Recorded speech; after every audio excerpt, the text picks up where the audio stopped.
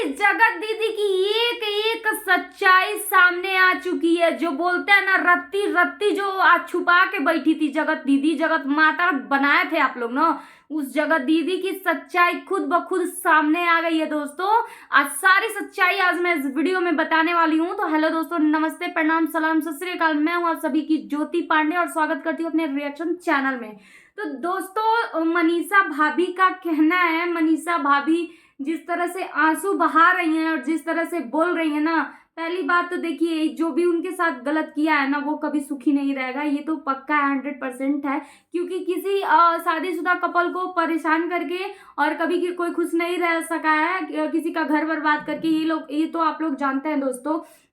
लेकिन मनीषा भाभी ने यहाँ पे बहुत सारी बातों का खुलासा किया है जो कि सोचने वाली चीजें हैं दोस्तों।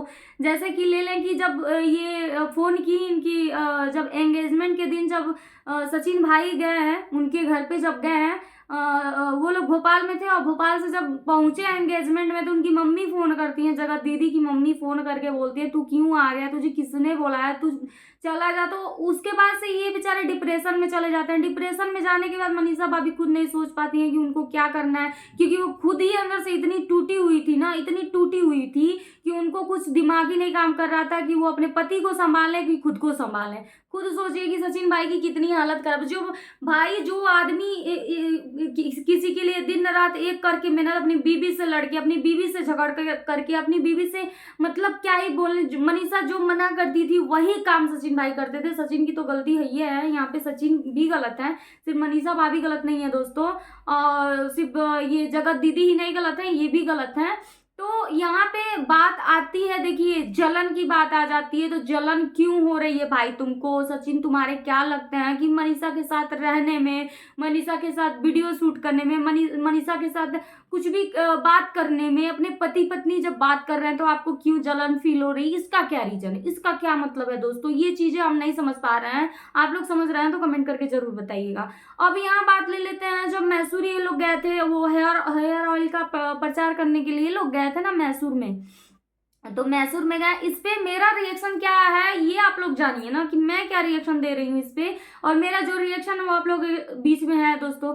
जब ये मैसूर गई थी तो पूजा दीदी भी गई थी साथ में, ठीक है ना। पूजा दीदी भी जब हेयर ऑयल का ये लोग प्रचार करने गए थे, मैसूर में आए थे, तो पूजा दीदी भी साथ में गई थी, यानी कि उनकी ननद, ठीक है ना, सुचिता, उनकी ननद, मनीषा की ननद भी गई थी साथ में, ठीक है। तो यहाँ पे इसको इतनी चुल्ल मची, ये क्या बोलते हैं, जगत दीदी को, कि मत ही पूछिए आप लोग, ठीक है ना। आखिर चुल्ल तुमको क्यों मच रही है भाई? वो हस्बैंड वाइफ है, वीडियो बनाए, डांस करे, कुछ भी करें वो लोग, तुम्हें क्यों चुल्ल मची? तुम क्यों भाई आग की तरह फड़फड़ाने लगी? तुमको नहीं, ये सब तो सिर्फ एक ही आदमी कर सकता है, वो आप लोग अच्छी तरह से जानते हैं दोस्तों, बताने की जरूरत नहीं है। बट ये जो बातें है ना, जब ये गई मैसूर में और जब पूजा से बोला गया, पूजा दीदी से बोली मनीषा भाभी की, मेरी रील्स बना दो वहाँ पे, सचिन भाई का और मेरा रील्स बनाओ, साथ में हम लोग डांस करेंगे या फिर जो भी लिपसिंग करेंगे या फिर जो भी कर रहे हैं आप, हमारी रील बनाइए। अपनी ननद से वो बोल रही हैं, तो मतलब इनके चेहरे पे लावा जो फूट जाता है ना, ऐसे कुछ रख दो, धान रख दो तो ऐसे लावा फूट जाता है। आपने कहावत सुनी होंगी दोस्तों, काफी सीरियस मैटर है और तकलीफ तो बहुत है।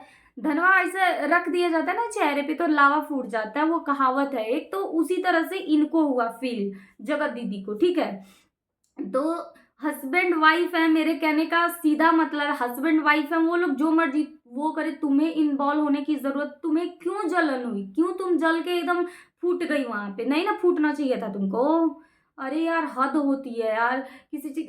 देखिए, हमको तो कुछ अलग ही लग रहा है दोस्तों, कुछ अलग ही होने वाला है। और भगवान ना करे जो हम लोग सोच रहे हैं, जो हम सभी लोग सोच रहे हैं, वैसा कुछ भी हो। क्योंकि यहाँ पे बात आती है मनीषा दीदी की। मनीषा भाभी जो है ना, बहुत जानते हैं आप उनको किस तरह से धमकियां मिली हैं यार। उनको कोई नहीं छोड़ा है, मनीषा को सभी लोग उनको कहीं ना कहीं धमकी दिए हैं, उनको बहुत परेशान किए हैं लोग, इसलिए वो डर डर के नहीं बोलती थी। लेकिन जब थोड़ा सा सचिन का साथ मिला तो भाई वो बोली, क्योंकि उनके पति को समझ में आ गया।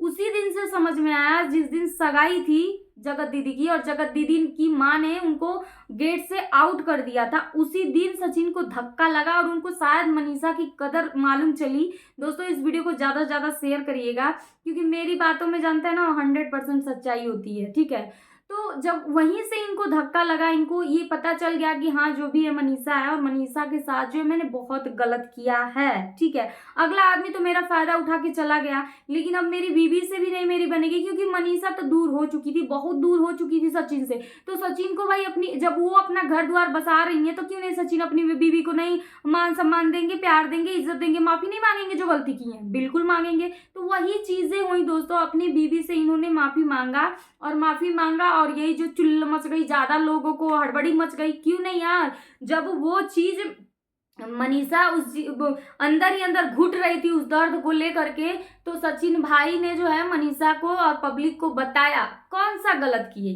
कौन अपनी बीवी को मरने दें, अपनी बीवी को डिप्रेशन में जीने दें, वैसे ही समाज के चलते। भाई देखो जो भी हुआ है पहले नहीं, जब तुम्हारा सब कुछ हो गया, सब कुछ होने के बाद तुमको क्यों जेलस फील हो रही है, क्यों तुम जल रही हो? नहीं जलना चाहिए ना, तुम अपना देखो, वो अपना देखेंगे, फिर भी तुमको जलन हो रही है। जलन हो रही है तो भाई भोगो, अब खुद ही भोगो।